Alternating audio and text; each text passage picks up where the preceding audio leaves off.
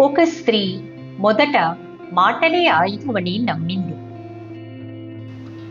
తన బాధను, ఆశను, ఆవేదనను పదాల్లో చెప్పాలనుకుంది. ప్రేమించబడాలనుకుంది. అర్థం కావాలనుకుంది. చదవని వారికి మనస్సు తెరిచింది. వినని వారికి హృదయం వదిలింది. చివరకు ఆమె గాయపడింది. వారి పదాలతో, వారి తిరస్కరణతో, వారి నిర్లక్ష్యంతో. మాట్లాడింది, బ్రతిమలాడింది, కానీ ప్రశాంతత రాలేదు. ఒకానొక రోజు ఆమె మౌనంగా ఉండడం నేర్చుకుంది. ఎందుకంటే మౌనం అంటే ఎక్కడికి పారిపోవడం కాదు.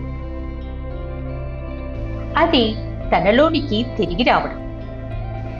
తన శబ్దాల వెనుక దాగి ఉన్న గాఢత ఇప్పుడు ఆమెకు తెలుసు.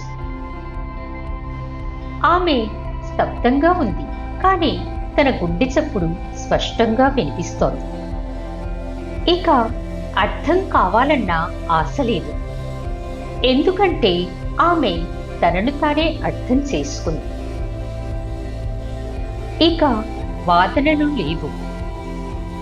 ఎందుకంటే ఆమెకి తన ఆత్మతృప్తి మాటల కన్నా ముఖ్యమైంది. ఈ మౌనం ఆమె గెలుపు. ఇది ఆమె శాంతి, ఆమె పునర్జన్మ. నీవు మౌనంగా ఉన్నప్పుడే నిజంగా నీవవుతావు.